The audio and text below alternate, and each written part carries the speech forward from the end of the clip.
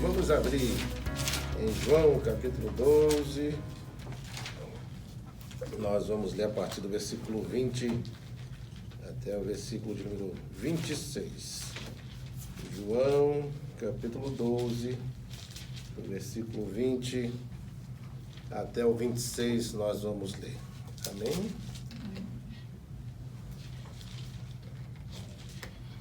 Muito bem, queridos. Nós vamos estar tratando hoje esse tema que fala morrer para viver, né? Então esse é o tema que nós vamos estar tratando, né, no dia de hoje, né? Que Deus possa estar falando, ministrando nosso coração. Essa é a terceira parte, né, desse capítulo 12 que nós já estamos estudando. Já fizemos duas partes e essa é a terceira, no qual nós vamos entrar a partir de agora, né? Então nós vamos orar, né? Depois da oração nós vamos estar lendo esse texto, depois vamos estar explanando aquilo que o Senhor realmente quer ministrar ao nosso coração e tirar aqui verdades importantes para aplicar na nossa vida como cristão. Amém?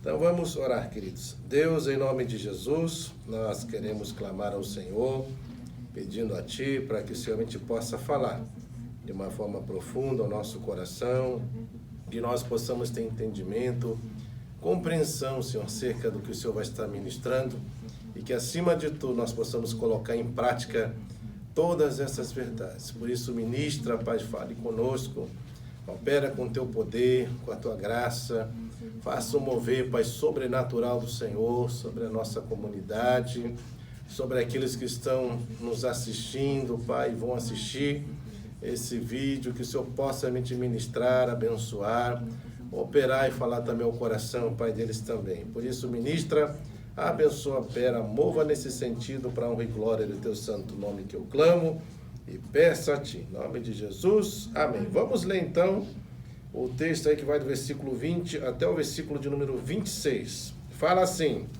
ora, entre os que subiram para adorar durante a festa, havia alguns gregos. Estes, pois, se dirigiam a Filipe, que era de Betsaida da Galileia, e lhe rogaram: Senhor, queremos ver Jesus. Filipe foi dizê-lo a André, e André e Filipe o comunicaram a Jesus. Respondeu-lhe Jesus: é chegada a hora de ser glorificado o Filho do Homem.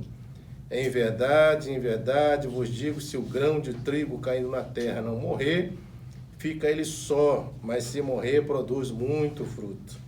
Quem ama a sua vida, perde-a, mas aquele que odeia a sua vida neste mundo, preservá-la-á para a vida eterna. Se alguém me serve, siga-me, e onde eu estou, ali estará também o meu servo. E se alguém me servir, o Pai honrará. Então nós vamos trabalhar esse tema, morrer para viver. E eu queria trazer junto com vocês, né, a partir da ministração desse texto, pontos importantes, verdades que nós precisamos estar analisando e aplicando sobre as nossas vidas. Nesse versículo 20 e 21, nós vamos ver aqui algo bem interessante. Vamos ler novamente, veja o que está falando aí. Ora, entre os que subiram para adorar durante a festa, havia alguns gregos. Este, pois, se dirigiram a Filipe, que era de Betsaida da Galileia, lhe rogaram: Senhor, queremos ver Jesus. É interessante quando nós analisamos isso aqui, no final da última sessão que nós estudamos, né, nós vamos ver no versículo de número 19, vai lá para o texto, fala que de sorte os fariseus disseram entre si: vede que nada aproveitais, eis aí vai o mundo após ele. Na mensagem anterior nós falamos exatamente, né, acerca de que essa multidão que acompanhava Jesus, né, na verdade era composta por duas classes de pessoas. Aqueles que viram os milagres de Jesus de forma ocular, eram testemunhas oculares acerca da ressurreição de Lázaro, por isso testemunhavam acerca daquilo que viram. E também tinha aqueles que ouviram falar. E quando chegaram aí, porque está o período da festa, a preparação para a festa da Páscoa, eles comprovaram e testificaram mesmo que realmente Lázaro havia sido ressuscitado, e por causa disso também testemunhavam acerca de Jesus. E nós falamos, o que eles testemunhavam? Que Jesus era o Salvador e que Jesus também era rei. né? Então eram essas duas coisas que estavam em foco. E é interessante que dentro dessa multidão, como fala no versículo de número 20, nós vemos que aí vai alguns gregos, né? Pode ver que são pessoas que já não fazem mais parte do povo judeu, né? São pessoas que são consideradas dentro da perspectiva cristã como gentios, né? Porque os gentios eram assim tratados. Havia os judeus, né? Que no caso era o povo que Deus se manifestou, né? Para poder realmente proclamar suas verdades. E assim eles deveriam fazer. Desde o Velho Testamento nós vemos, né, que o povo de Israel, o povo hebreu, foi levantado para poder proclamar acerca desse Deus, anunciar acerca desse Deus às nações. E aqui nós vamos percebendo então, né, uma coisa importante, que o evangelho, de fato, ele vai chegando aos gentios, né? Então te vê que esses gregos não são judeus, mas são pessoas gentias. E quando nós tratamos de gentio, nós estamos falando daqueles que não eram judeus. E o evangelho está justamente que achegando a eles. E é interessante que quando você vai ler lá em João capítulo 1, versículo 11 e 12, vamos só voltar rapidinho lá no capítulo 1, versículo 11 e 12. Olha só o que Jesus vai falar aqui, né? João vai falar, né, acerca de Jesus com relação ao seu povo. Ele fala assim: veio para que era seu, e os seus não o receberam. Mas a todos quanto receberam. Quem são esses todos aqui? É todos, tanto judeus como não judeus, né? O receberam, deu-lhes o poder de serem feitos o quê? Filhos de Deus, a saber os que creem em seu nome. Então perceba que dentro da visão de João, João deixa bem claro que sempre foi o propósito de Deus alcançar não só judeus, mas também aqueles que não eram. Por isso que na grande comissão nós vemos que Jesus fala que eles deviam ir fazer discípulo de todas as nações. Ou seja, não é discípulo de uma nação exclusiva, né, de um povo especificamente, mas de todas as nações. Né? À toa que lá em Apocalipse vai falar, né, que lá vai estar pessoas de todas as línguas, povos, tribos, nações, né? E obviamente que lá nós vamos fazer esse ajuntamento e vamos de fato assim declarar de fato aquilo que realmente o Senhor é e representa para nós. Então, todas essas pessoas foram compradas pelo sacrifício de Cristo, né? Foram lavadas, remidas pelo sangue do Senhor.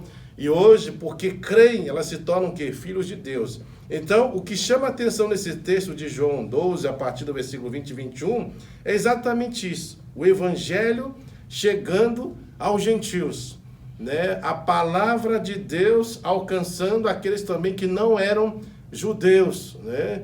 Então isso aqui é uma confirmação, né, literalmente do ministério de Jesus e daquilo que Jesus delegaria para os seus discípulos, né, mais para frente, né, na grande comissão, mostrando que essa era a mentalidade. Eles deveriam focar não só o povo judeu, mas a todos, né? Então todos que realmente tivessem a receber, não importasse se era judeu ou não, deveriam também ser alvo, né, do evangelho. Então a gente vê então esse evangelho chegando, como fala aí no versículo 20. E é interessante que esses gregos aqui, como está falando que estão subindo para adorar, isso significa que de alguma forma ou outra, eles já tinham contato com a religião dos judeus, né? Provavelmente eles já vinham sendo inseridos, provavelmente eles já faziam parte, por isso que eles participam, né, dessas cerimônias, eles sabem que existem essas festividades, eles vão lá para adorar, assim como foi o Tíope também, né, quando Filipe se achega até ele, também foi para adorar o Senhor em Jerusalém.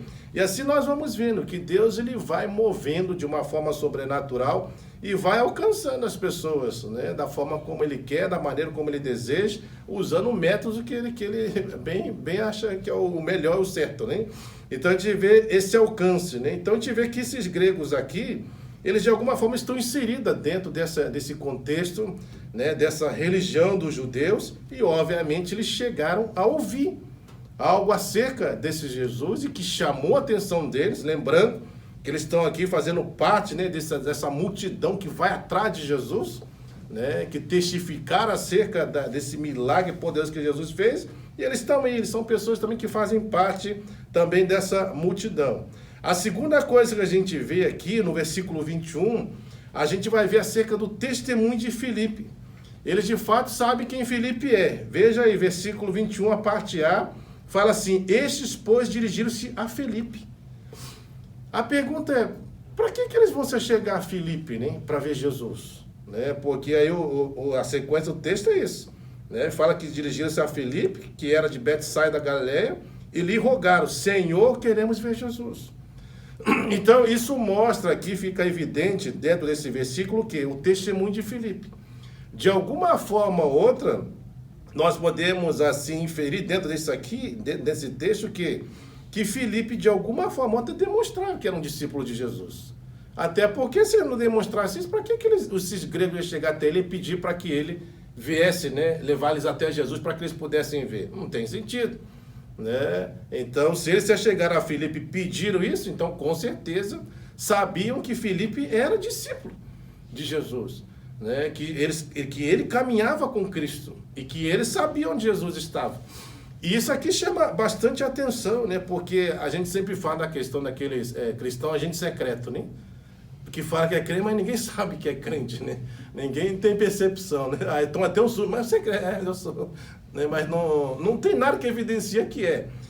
Mas aqui não, a gente vê que Filipe realmente, ele demonstrava realmente ser um seguidor de Cristo, caminhar com Cristo, porque eles pedem para Filipe levá-los até Cristo, porque eles querem ver ao Senhor, né? E aqui a gente vê que lá em Atos também, eu não estou lembrando, vai ser o capítulo 17 ou 11, que fala que em Antioquia, né, os discípulos foram pela primeira vez chamados o quê? De cristãos. Isso quer dizer, então, que as pessoas, quando olhavam para os discípulos, viam quem? O próprio Cristo. Né? Eles demonstravam isso. Era uma característica do viver deles. Então, se são chamados de cristãos, porque viam Cristo nessas pessoas. E isso chama a atenção para nós, né?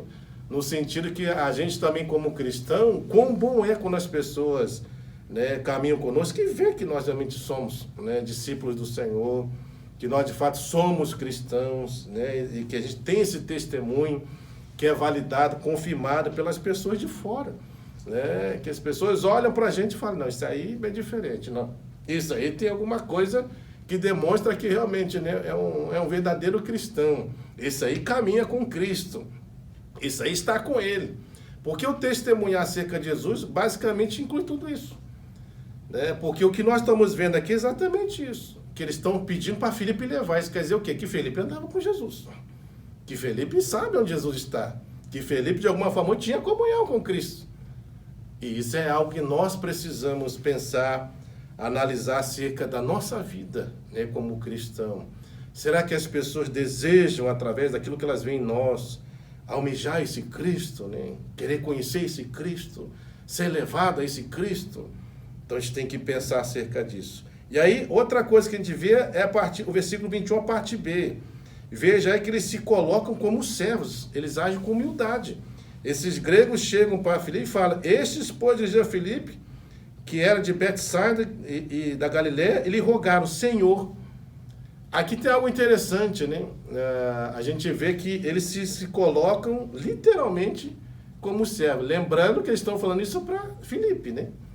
Ele está falando, Senhor, né? Falando para Filipe. Isso mostra essa ação da humildade deles. Isso mostra essa ação deles realmente reconhecerem que são súditos de alguém, né? Que estão dispostos a se submeter, né, a uma autoridade, né? Alguém que eles reconhecem realmente que devem realmente de alguma forma prestar algum tipo de serviço, algo nesse sentido. Então a gente vê nessa questão justamente a humildade desses gregos. Eles se colocam, eles não são arrogantes. Eles chegam humildemente, né, e pedem realmente, olhando para Filipe, Senhor, né, e aí clama, pedindo para que realmente ele levasse eles para verem Jesus, né. Então a gente vê essa coisa importante, essa humildade, esse reconhecimento de olhar para uma pessoa e realmente ver que ele realmente tem uma posição de autoridade, não é uma pessoa qualquer, né? E de fato assim nós temos uma autoridade que Deus nos delegou e que leva mesmo as pessoas assim, realmente olharem para o cristão, de um cristão que vive, né? Que realmente tem essa vivência, que manifesta a vivência como cristão, e elas veem mesmo, elas de alguma forma ou outra respeitam, né, o cristão genuíno, verdadeiro nesse sentido, que observa, né? Lembra da história de Eliseu? A Bíblia fala que Eliseu uma vez ele estava caminhando pela cidade, E tinha uma mulher que, inclusive, ele vai estar orando, né, pedindo ao Senhor para que ela tivesse um filho, e Deus realmente concede um filho a ela. E é interessante que essa mulher, ela era bem observadora, ela ficava olhando. Eles iam passar para lá, para cá, e ficava olhando o comportamento dele.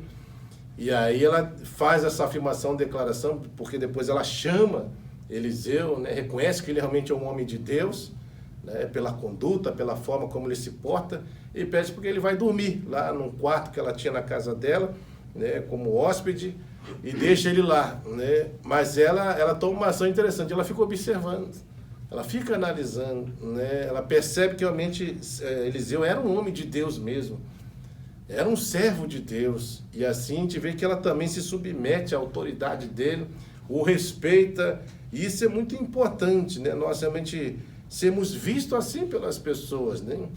Que as pessoas realmente olhem para nós e vejam que realmente nós somos de Deus, nós somos servos do Senhor, né? Ela não está falando que a gente tem que exigir que as pessoas nos chamem de Senhor também, não é isso, né? Mas a ideia aqui é essa ação de humildade, de reconhecimento de servo, de ser súdito, de submeter-se, né? De uma forma humilde diante de uma autoridade. Então isso é muito importante para o cristão também agir dessa forma.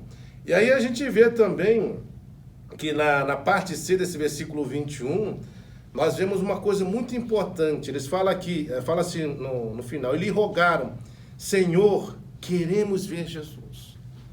Aqui você vê a questão do desejo por Jesus. Eles querem ver. Eles querem o Senhor, eles querem estar na sua presença, eles querem ter comunhão, eles querem ter contato. Isso me chama assim, a atenção nessa questão, porque é exatamente isso aqui que deve mover o nosso coração como cristão. Será que nós realmente desejamos Cristo, né? Será que nós queremos realmente estar com Ele, estar perto dEle, andar com Ele, ter comunhão com Ele? Porque é muito fácil, irmãos, a gente às vezes falar acerca de Deus de forma muito superficial, né? Ah, Deus é meu Deus, né? Ele é tudo para mim, mas são apenas palavras lançadas. Mas quando nós vamos observar, a gente vai ver que na prática isso não é realidade. Porque na prática o que nós vemos o que são prioridades totalmente contrárias a essas coisas que nós afirmamos. Eu conheço pessoas assim que falam acerca de Deus, que quando eles falam e usam a internet, parece que eles levam uma vida assim com Deus, essa vida assim mesmo, de intimidade, comunhão, mas quando se olha na prática, não tem nada que ver com isso que eles afirmam e declaram, né? Não é uma realidade na prática. E aqui nós vemos essa questão contrária, a gente vê que o que eles estão afirmando, e nós queremos ver Jesus, realmente eles querem ver mesmo. Eles querem a presença de Jesus, eles querem estar com Cristo, eles querem ter comunhão, eles querem ter oportunidade de estar perto dele. E a gente vê assim, né, o quanto nós precisamos também ter esse desejo no nosso coração, isso ser uma realidade. A gente vê esse desejo na família de Betânia, né, quando você já está estudando aqui de Marta, Maria e Lázaro, né, esse desejo de estar com Jesus, de querer Jesus na sua casa, de andar com Ele, de manter comunhão com Ele, e assim tantos outros, né, que almejaram o Senhor, que buscaram Ele, que viveram com Ele, andaram com Ele, caminharam com Ele. Isso é algo que a gente precisa sempre estar vigiando, tomando cuidado, né, na nossa vida como cristão, porque nós temos uma tendência, né, a começarmos bem, mas com o tempo nós íamos deixando de lado isso. Nosso coração, ele vai, se a gente não cuidar, ele vai se esfriando. E aí a gente vai vendo que aquela chama que tinha no início não tem mais, apagou. Né? Que agora o buscar Jesus virou uma mera possibilidade. Se der, eu vou. Né? Se eu tiver tempo, eu vou. E coisas assim. E nós precisamos ter esse desejo inflamado no coração. Desejo por Jesus de forma contínua, constante. É aquele clamor da alma, né? Mostra no Senhor. Nos leva até Ele. Nós queremos vê-lo. Não é alguém qualquer. Né? Eu fico pensando, irmãos, que para nós hoje que conhecemos toda a história de Cristo, né? Imagina se você pudéssemos ter a oportunidade, né, de estar com Cristo. Não que a gente não esteja com Cristo, mas eu estou falando fisicamente, né? E você saber que Jesus está ali e você, com certeza, acho que todos nós correríamos, né? Para tentar de alguma forma ou outra ter alguma oportunidade de estar com esse Cristo, andar com Ele, né? Porque hoje, se nós temos isso aqui, né? Porque é óbvio, nós temos uma ação completa, né? Nós conhecemos todo o Evangelho. Temos a possibilidade de saber quem de fato Cristo é. Né? Imagina isso. E nós vamos ter, na verdade, né?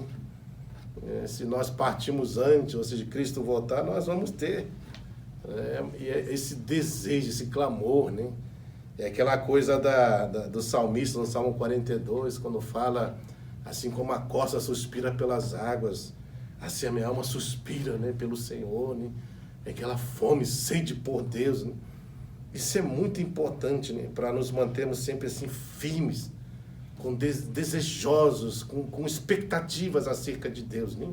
E a gente não pode perder isso de vista na nossa caminhada, porque tem muitas coisas que quer esfriar isso no nosso coração, quer abater essas ações, fazer com que a gente não dê muita importância para isso, mas que a gente mantenha da mesma forma esse desejo pelo Senhor, né? O versículo 22, a gente vê outra questão importante. Aqui fala, Filipe foi dizê-lo a André. O que ele foi dizer para André? Porque esses gregos aqui estão pedindo para que ele levasse ele até a Jesus, que eles queriam ver. E nós sabemos que dentro da cultura dos judeus, os judeus, eles não se davam com os gentios. Não se davam. Para você ter ideia, um judeu não podia entrar na casa de um gentio. Eles não poderiam ter comunhão, muito menos comer, né? Então havia muito preconceito, racismo nesse sentido, e que infelizmente criava um obstáculo grande. Isso é com todos que não eram judeus, até mesmo os samaritanos, que eram judeus mestiços, eles também não se davam, né? A gente vê o próprio Jesus, né, quando chega lá naquele poço lá, que ele pede água para a mulher samaritana, e fala assim, mas sendo tu judeu, você pede água, né, para uma samaritana? Por quê? Porque isso era incomum, não tinha como isso acontecer, né, na perspectiva real. Não era. Então aquilo era uma quebra de paradigma, né, daqueles preconceitos que existiam, e Jesus quebrou todas essas ações. E aqui a gente vê exatamente isso. Filipe, ele ouve aquele pedido, mas ele não sabe assim qual é a ação a ser tomada. Ele não sabe se ele deveria já levar imediatamente a Jesus. E aí o que ele faz, irmãos? Isso aqui é muito importante. A gente vê aqui essa ação de dependência e sabedoria de Filipe na tomada de decisão. Se você tem dúvida acerca de algo, então não decida. Vai buscar, né, aconselhamento, ajuda, né, com alguém que talvez tenha, né, um maior conhecimento, uma maior maturidade para se posicionar em alguma coisa. E aqui a gente vê, né, claramente que agora ele sai dali, e o que ele faz? Sabiamente, ele vai dizer a quem? A André. E com certeza vai ser, André, tem um problema agora, né? Os gregos querem ver Jesus, e agora? O que a gente vai fazer? A gente leva, não leva? Qual é a ação a ser tomada aqui nesse sentido? Agora, com certeza, aí a gente vê a importância, né, do conhecimento, né, da palavra de Deus. A gente vai ver assim que a própria palavra vai mostrando, né, que Jesus realmente ele veio para quebrar essas ações todas. Lembra de Pedro? Pedro mesmo, quando tem aquela visão, e aí na visão desce, né, um monte de animais que eles não poderiam comer, né, segundo a lei de Moisés. E aí a voz vem e fala, pode comer, porque o que Deus purificou, né, então não tem problema, pode comer. Ele fala, não, eu nunca coloquei animal impuro nos meus lábios. Mas obviamente, na minha boca, né, mas obviamente que ele estava tratando, porque Deus estava falando, já de Atos 10, falando com Cornélio, que também não era judeu. E Deus fala para Cornélio em visão que era para ir buscar Pedro, Simão Pedro, falar para ele ir, porque Deus mostrou para ele que era para chamá-lo, para ir lá para ministrar a casa dele. E é óbvio que Deus tinha que fazer alguma coisa para mostrar que ele deveria ir, porque senão ele não iria. Aquilo criou um obstáculo. E aí depois que vem aquela visão, e ele vem esse servo de Cornélio e pede para que ele vá até lá, aí ele compreendeu. Aí ele compreendeu que ele deveria ir, mas senão ele não iria. Então a gente vê assim claramente assim que Filipe ele agiu com muita dependência e sabedoria na tomada de ação, né? Ele não agiu, ele não deixou que aquela ação viesse levar ele precipitadamente, falou assim, então vamos lá, vou te levar lá. Não, ele com cautela, dependência, sabedoria, ele vai conversar com André, e a partir do momento que ele conversa com André, aí sim, os dois vão até Jesus comunicar o que os gregos pediram, né? Então isso é bem interessante, essa ação de dependência. E na nossa caminhada como cristão, a gente também precisa disso. Porque tem muitas coisas, muitas decisões, muitas demandas que chegam até nós que muitas vezes a gente fica meio perdido, sem saber o que fazer, né? Qual a decisão a ser tomada. Então, busque alguém, né, que tenha maior conhecimento, maior maturidade para poder realmente ajudar a abrir a nossa mente para ver o que a gente vai fazer nessas questões. O que fazer? Qual é a decisão a ser tomada nesse sentido, né? Então a gente precisa dessa dependência, dessa sabedoria do alto, assim como a gente vê Filipe fazendo para a tomada de decisões nesse sentido, né? Aí a gente vê no versículo de número 23, olha só o que Jesus vai falar agora. Isso aqui é muito importante, né? Veja, depois que então Filipe e André vão até Jesus e comunica acerca, olha, os gregos querem ver você, Jesus. Veja a resposta agora de Jesus acerca disso, né? Isso aqui é bem interessante. Ele fala assim, ó, é chegada a hora de ser glorificado o Filho do Homem, né?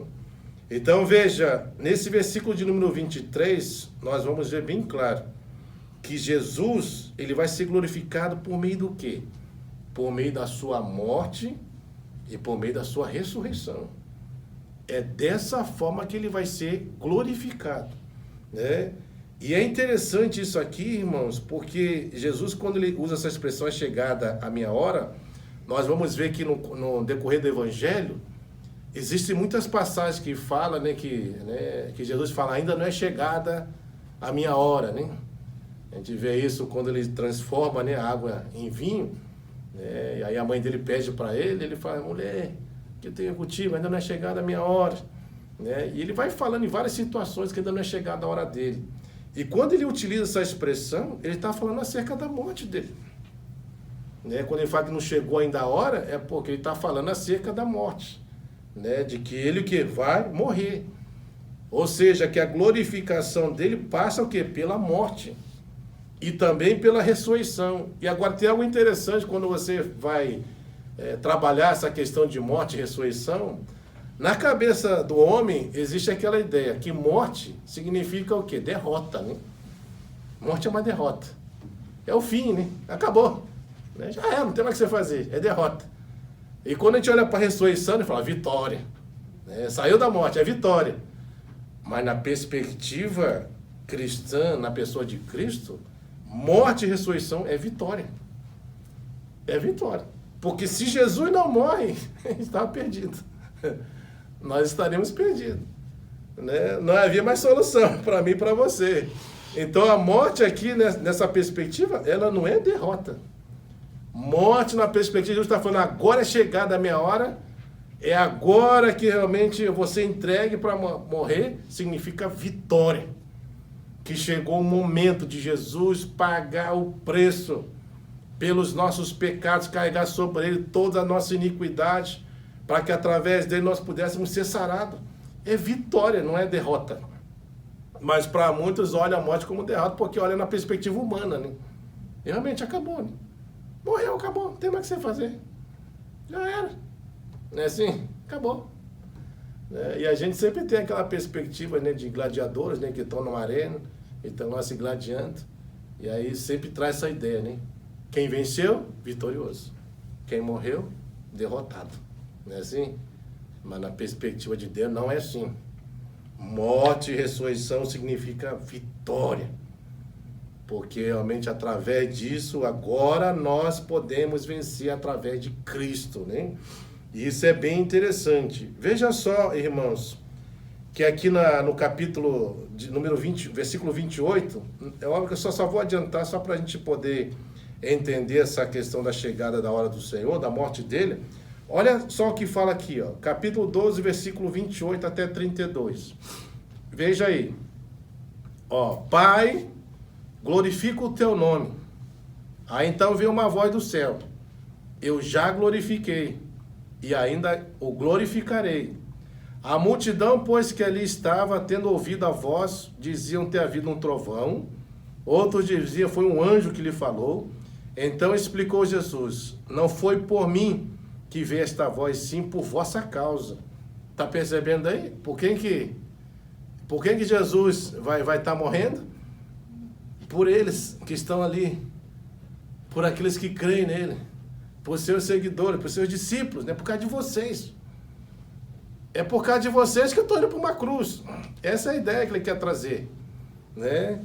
E aí ele fala aqui, ó, então ele explicou: não foi por mim que veio essa voz, mas sim por vossa causa. Chegou o momento de ser julgado esse mundo, e agora o seu príncipe será expulso. E eu, quando for levantado da terra, atrairei todos o que? A mim mesmo, né? Então, o que Jesus está falando aqui quando eu levantar da terra? Ele está falando acerca da ressurreição dele, não é? Está falando acerca da ressurreição. E quando ele fala levantar da terra, por quê? Porque ele estava sepultado.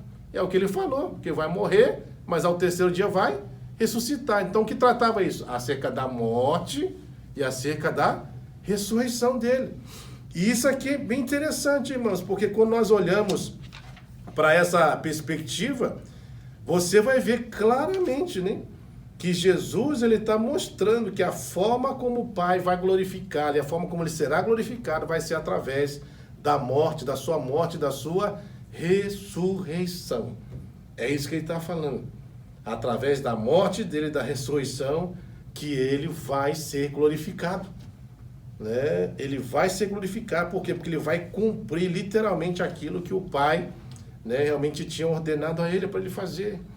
E isso aqui é algo tremendo, irmãos, né? A gente perceber essas verdades que são escritas aqui, né? Como que o Senhor vai ser glorificado por meio da sua morte e por meio da sua ressurreição. Isso significa vitória para nós cristãos, né? Porque agora alguém vai morrer no nosso lugar, alguém vai pagar o preço, alguém vai para uma cruz, e através do sacrifício desse alguém, que é Cristo, nós vamos poder ter vida através dele, né? Então a gente vê toda essa ação promovida, né, pelo Senhor, né? E a gente vê aqui, quando ele fala essa questão de todos, né, quando fala aqui, no versículo 32, quando eu for levantado, atrairei todos a mim mesmo. Quem é esse todos aqui? É o que ele está falando aqui para esse grego, é tanto judeus como gentios. Todos, né? Todos aqueles que creem, tanto dos judeus como dos gentios, serão alcançados por ele, por meio do sacrifício dele, né? Então é nessa perspectiva que ele está trabalhando. Aí veja, no versículo de número 24, tem algo bem interessante que ele vai usar aqui agora, uma figura da agricultura, né? Que ele fala assim: em verdade vos digo, se o grão de trigo caindo na terra não morrer, fica ele só, mas se morrer, produz muito fruto. Olha que interessante, né? Ele está pegando essa ação da agricultura para mostrar o seguinte, né? A gente sabe que o grão de trigo, realmente, o que ele faz? Né? O agricultor cava o buraco, põe ali o grão, não é verdade? Deixa ali, enterra, e a partir dali ele cresce e dá fruto, não é isso que ele está falando? Então, ele está jogando essa explicação assim para mostrar o que vai acontecer com o sacrifício dele, através da morte dele. Então veja que é interessante que essa ação dessa semente está sendo lançada. Perceba que ele não está falando aqui várias sementes serem lançadas, ele está falando a semente. É singular. Se a semente não for aí lançada, né, que ele está falando, né? Se o grão de trigo, que é essa semente, o grão, não são os grãos, é o grão. Ele vai estar se referindo à morte dele. Cair na terra, não morrer, ou seja, qual é o significado disso, irmãos? É que Jesus veio para morrer. É isso que ele está falando. Eu vim para morrer. E isso é uma coisa bem forte, né? Essa ação. Porque quando nós vamos ver lá em João, veja lá João 18, capítulo 18, versículo 12 a 14, olha só o que ele vai falar aqui, irmãos. Isso aqui é bem interessante, né? Essa profecia aqui, anunciada aqui, né, por Caifás. Olha o que ele vai falar aqui, ó. Assim, a escolta, o comandante e os guardas dos judeus prenderam Jesus, manietaram e o conduziram primeiramente a Anás, pois era sogro de Caifás, sumo sacerdote naquele ano. Ora, Caifás era quem havia declarado aos judeus ser conveniente o quê? Morrer um homem pelo povo. Quem que é esse homem? É Cristo. Ele vai morrer pelo povo. Percebe então que essa afirmação dele é um cumprimento disso que Jesus está falando aqui. Em João 12, versículo de número 24. Ele está se colocando como esse grão de trigo. Que ele precisa cair na terra, ele precisa morrer.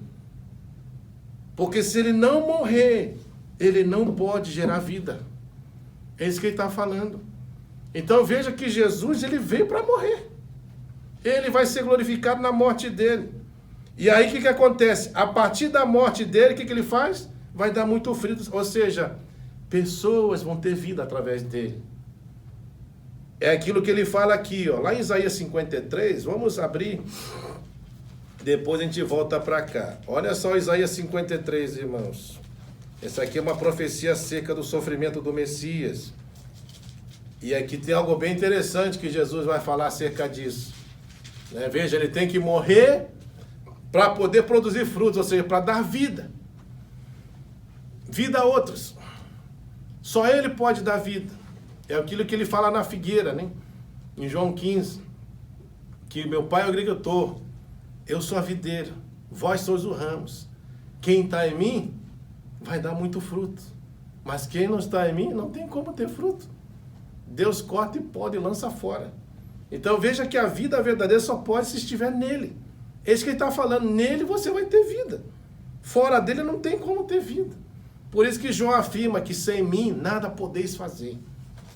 Nada podeis fazer, mas nele sim nós podemos. Então no capítulo 53 de Isaías, ele fala aqui, ó, veja aí. Quem creu em nossa pregação, versículo 1. E quem foi revelado o braço do Senhor, porque foi subindo como renovo perante ele, como raiz da terra seca, não tinha aparência nem formosura, olhando, mas nenhuma beleza havia que nos agradasse. Então aqui já quebra aquela ideia que Jesus é bonito, né? Tá falando aqui que não tem beleza nenhuma. Quem olha para ele não vê beleza. Então, não sei, um batoré, não sei, mas não é bonito, né? Não tem formosura nenhuma. E aí fala aqui, ó, era desprezado, o mais rejeitado entre os homens. Veja a precisão, né, irmãos, das profecias, né? É isso mesmo, ele foi o mais rejeitado, o mais desprezado. E era o próprio Deus encarnado. Isso que é o mais triste, né? Homem de dores, que sabe o que é padecer. E como um de quem os homens escondem o rosto, era desprezado e dele não fizemos caso. É isso mesmo. O povo não aceitou ele, veio por ser, mas seus rejeitaram. E lutaram contra ele. A tal ponto que leva uma cruz e fala, salta Barrabás. Crucificam, crucificam. É assim. E aí fala, certamente ele tomou sobre si as nossas enfermidades, as nossas dores, levou sobre si. E nós reputávamos por aflito, ferido de Deus e oprimido. Mas ele foi transpassado pelas nossas transgressões, está vendo? Por causa das nossas transgressões, moído pelas nossas iniquidades, o castigo que nos traz a paz estava sobre ele. Ou seja, ele morreu no nosso lugar, foi por causa de nós que Jesus foi para uma cruz. E pelas suas pisaduras fomos sarados. Todos nós andávamos desgarrados como ovelhas, cada um se desviava pelo caminho, mas o Senhor fez cair sobre ele a iniquidade de nós todos. Tudo estava sobre ele, né? Aí fala, ele foi oprimido e humilhado, mas não abriu a boca, como o cordeiro foi levado ao matador, e como ovelha muda perante os seus tosqueadores, ele não abriu a boca. É exatamente o que acontece com Jesus. Por juízo opressor foi arrebatado, e de sua linhagem, quem dela cogitou? Portanto, foi cortado da terra dos viventes, ou seja, morreu. Ele vai ser morto, vai ser cortado, né, da terra dos viventes, por causa de quê? Da transgressão do meu povo. Então lembre-se de Jesus morreu por causa das nossas transgressões. Ele morreu por causa dos nossos pecados, né? E aí fala, onde está aí? 9, né? Designaram a sepultura com os perversos, mas com o rico esteve na sua morte, posto que nunca fez injustiça, nem dolo algum se achou em sua boca. Veja, Jesus era perfeito, né? Todavia o Senhor agradou moê-lo, fazendo enfermar. Quando der ele a sua alma como oferta pelo pecado, verá a sua posteridade prolongar os seus dias, e a vontade do Senhor prosperar nas suas mãos. Olha o 11 agora, irmãos, é aqui, ó. ele verá o fruto do penoso trabalho de sua alma e ficará o quê? Satisfeito. Ele vai ficar satisfeito. Jesus vai ver o fruto, irmãos, do trabalho dele. Jesus, ele vai morrer, e o que vai acontecer é aquilo que ele está falando lá no versículo 28 a 32, que ele, ao ser levantado, ele vai atrair muitos a eles. Muitos se chegarão a eles por meio do sacrifício de Cristo. E é o que acontece mesmo. Nós não chegamos a Cristo de que forma? Por meio disso. Esse evangelho que chegou até nós, fez a gente realmente reconhecer o sacrifício dele. Né? Então veja que aqui a gente vê claramente que Jesus veio para morrer. E através da morte dele, ele vai dar vida a muitos. E esse aqui é claro, esse é o objetivo do ministério de Cristo, a cruz do Calvário. Jesus vai para uma cruz. E se Cristo, e aqui uma coisa importante tem que pensar, se ele não morresse, não haveria salvação. A gente estaria perdido, literalmente. Se Cristo não tivesse sido sepultado, morto, ele não poderia nos salvar. Você percebe a implicação do sacrifício de Cristo? Imaginou se ele não sacrifica isso? Não estava perdido. Não tem mais salvação. Já estava perdido. Literalmente perdido. Então, essa é a situação. Por isso que ele se coloca, então, como esse grão de trigo aí que é lançado. Ele está mostrando que ele precisa e ele veio para morrer, para poder nos dar vida. Né? Aí o 25. Quem ama a sua vida, olha só que interessante, né? Perderá, mas aquele que odeia a sua vida neste mundo, preservará para a vida eterna. Então, olha que interessante aqui, irmãos, é o perigo de amar a vida deste mundo, que João está relatando aqui, né? E Jesus está deixando bem claro, Jesus disse, né, na caminhada ministerial dele, que ele não amava a vida deste mundo. Que a vida dele era o quê? Fazer a vontade do Pai. E a pergunta é, como é que nós cristãos estamos recebendo essa palavra? E ao receber, de que maneira nós vamos viver essas verdades aqui que ele está falando? Porque sabe qual é a perspectiva de nós como cristão? É entender que quando ele está falando, quem ama a sua vida perde, mas aquele que odeia a sua vida neste mundo preserva para a vida eterna. Ele está falando que literalmente essa caminhada com Cristo, ela exige o quê? Sofrimento, irmãos. Essa é a ideia, sofrimento por causa dele. Que nós vamos sofrer pela causa de Cristo. E é interessante que você vai ver aqui que ele está falando, quem ama a sua vida perde. Quem ama a sua vida perde. Ele vai fazer aqui, obviamente, uma comparação de você viver uma vida fora da vida de Cristo e viver uma vida para Cristo. É isso que ele está querendo falar. Se você viver uma vida fora de Cristo, viver só para você mesmo, você pode ter certeza que ele está falando aqui, você vai perder a sua vida. Mas se você viver a sua vida para Ele, você pode ter certeza que você vai preservar a sua vida para a vida eterna. Então, ele está fazendo uma comparação. Para a gente poder entender isso aqui, irmãos, é só você fazer a análise do seguinte. Lembra que Jesus falou para o jovem rico? Lembra que ele falou para o jovem rico? O que ele falou? Ele desde pequeno fala, não, Senhor, falou assim, o que eu devo fazer para herdar o reino? Jesus falou, é simples, você conhece esses mandamentos? Eu falei, eu conheço, desde pequeno. Falei, não roubará, não matará, ele falou um monte de coisa. Ele falou, muito bem, né? Só falta uma coisa só para você. Vende tudo que você tem, porque ele era muito rico, dá aos pobres e me segue. Então Jesus vai na raiz do problema. É óbvio que Jesus não está falando aqui que o problema é ser rico. Mas Jesus conhece o coração daquele jovem. Jesus sabia que a riqueza era um Deus para ele. E aí vai direto naquilo que comanda a vida dele. Aí fala para aquele, deixa essa vida. Se desprende dessas coisas.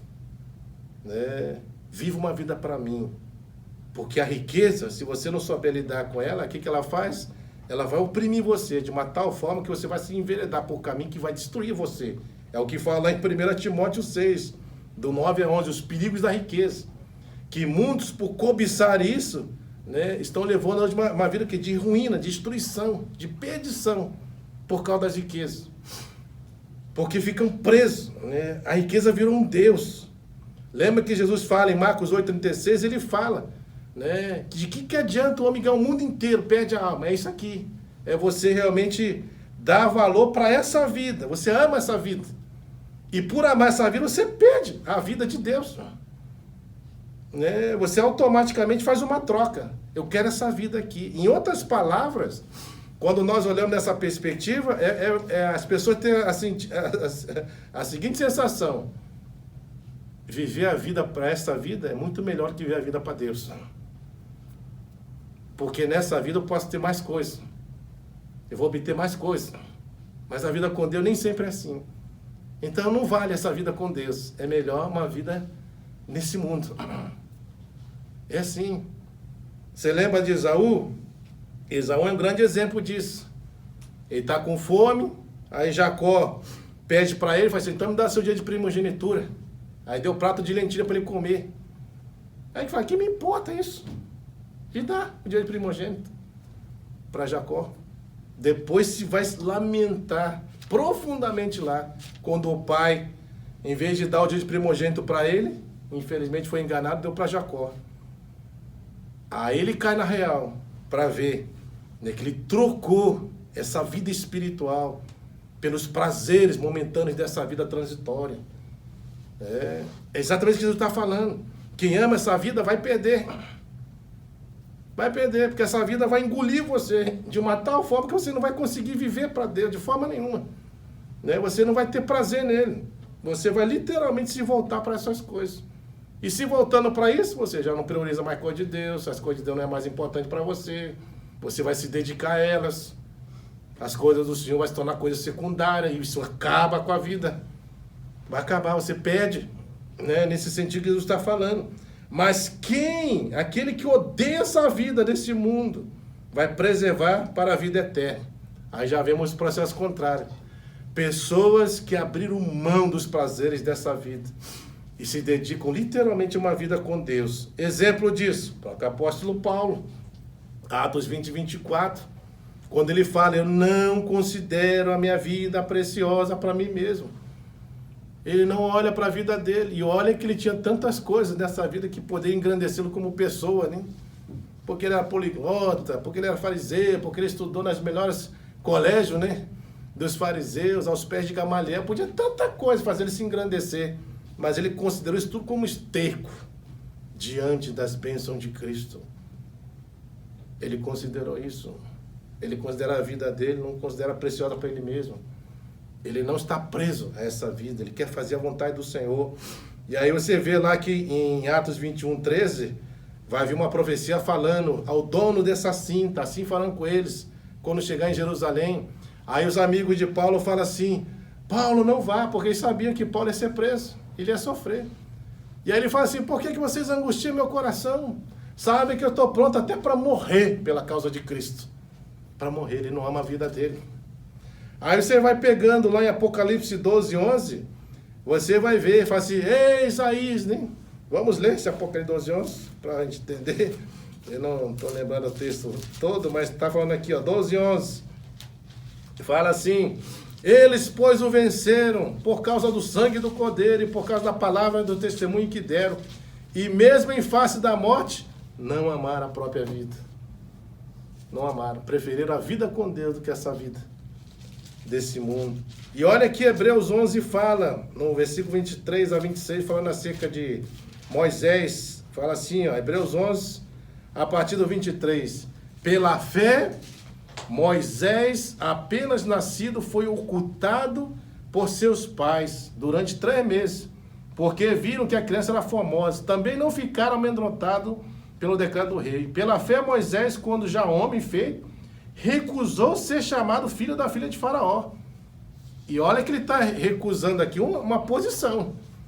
Porque você imagina, eu sou filha da filha de Faraó. Não é filha de qualquer um.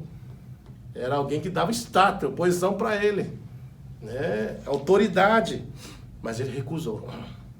Né? E aí fala, 25, preferindo ser maltratado junto com o seu povo de Deus, a usufruir dos prazeres, o quê? Transitórios do pecado. Ele largou a mão dessa vida, ele não quis saber daquilo que ele poderia receber como filho de Faraó, dos prazeres, de tudo. Ele abre mão.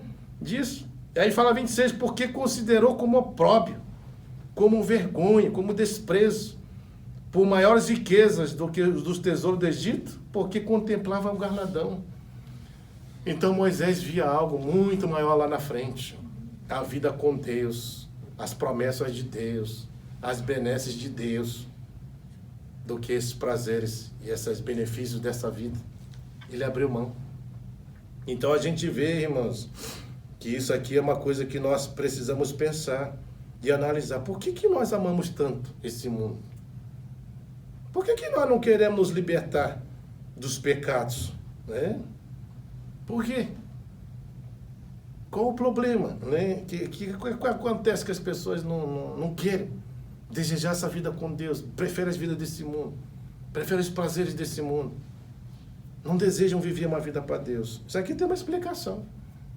É o fator de nós não conhecermos acerca das bênçãos e dos galardões que nós vamos receber em Deus, das promessas deles. Porque aqueles que conhecem e entendem sabem que os prazeres de Deus, em Deus, são muito maiores os benefícios que nós vamos ter nele. E nós não queremos saber. Aí sabe o que vai acontecer no final da vida? Nós vamos falar exatamente aquilo que Eva falou para Deus com relação à serpente. A serpente me enganou. Ela disse que valeria a pena, mas não valeu. Ela disse que os prazeres desse mundo eram bons e que valeria a pena correr atrás, mas no final das contas não valeu. Ela me enganou. Essa é a realidade que muitos vão se encontrar no final da vida. É olhar para trás e ver que foi enganado. Que gastaram todo o tempo da sua vida em coisas transitórias, temporais, que não tem valor. Gastaram, se afundaram nessas coisas. E aí vão se lamentar. Eu lembro de um senhor, irmãos, que ele falava para a irmã Elisa, ele falava assim, olha, porque no final da vida dele ele estava fazendo hemodiálise, foi um monte de coisa, né, por causa da saúde dele, que ele nunca se preocupou. E aí ele falou uma coisa que é uma realidade, né? Ele falou assim, como eu desejava poder voltar ao tempo. Se eu pudesse voltar ao tempo, eu não faria o que eu fiz na minha vida. Mas não tem como voltar no tempo. Já era. Passou o tempo. E esse é o ponto que Jesus está falando aqui, irmãos. Essa é uma verdade. Que ele fala, e volta aí para João 12, nós vamos encerrar. Quando ele está falando exatamente isso. Que quem, de fato, ama essa vida, no versículo 21, vai perdê-la. Mas aquele que odeia a sua vida neste mundo vai preservar para a vida eterna. É isso que ele está falando. Agora no versículo 26 nós vamos ver aqui a promessa de Deus para aqueles que vivem nele. Ele fala aqui, ó, se alguém me serve, siga-me. Né? Ou seja, o que Jesus está falando, irmãos? Ele está mostrando aqui o caminho. O caminho de Cristo é esse aqui. Se alguém me serve, siga-me. O que ele está querendo dizer com isso aqui? Ele está falando que antes, irmão, de nós recebermos uma coroa de glória, vem a coroa de espinho. Antes da vida ressurreta, vem morte. Antes da glória eterna, vem sofrimento. É isso que ele está falando. Ele está falando que nós devemos morrer para nós mesmos e seguir a ele. Mas ele fala o caminho é esse aqui. Essa é a promessa dele. Siga-me, siga-me. Se você realmente me serve, se você é meu servo, siga-me. E seguir o caminho de Cristo é esse aqui. É caminho, muitas vezes, de dores, sofrimento, renúncia, tribulações, problemas, das mais diversas a imaginar. Mas uma coisa é certa, vai valer a pena. Né? Porque ele fala aqui na sequência, né? Fala das promessas dele na parte B desse versículo. E onde eu estou, que ele fala, ali estará também o meu servo, irmãos. Ele está deixando bem claro que se você seguir a ele, você vai estar com ele, você vai morar com ele. Você vai estar na presença dele. É isso que ele está falando. E aí ele continua falando outra promessa, deixando bem claro, e se alguém me servir, o Pai o quê? Honrará. Você vai ser honrado pelo Pai. O mundo não pode dar essa benesse que o Pai dá. Não existe glória no mundo que possa se comparar a isso que Deus vai nos dar. Não existe. E Deus está prometendo para aqueles que o servem e o seguem, para aqueles que realmente morrem para essa vida desse mundo e têm prazer na vida com Ele. E eu encerro, irmãos, concluindo, fazendo 3 aplicações.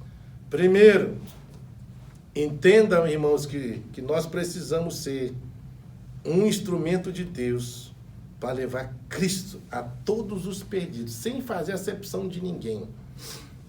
Nós precisamos levar as pessoas a Cristo, ser instrumento do Senhor, manifestar esse testemunho através da nossa vida e atrair vidas para que desejem a Cristo.